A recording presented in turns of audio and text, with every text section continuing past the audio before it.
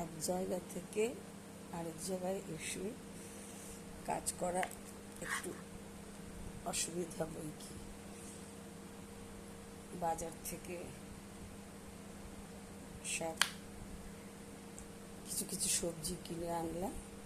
কুমড়োটা অবশ্য কালকের, গতকাল একটু ভাজা করেছিলাম, আজও একটু আছে, ভাজা করব।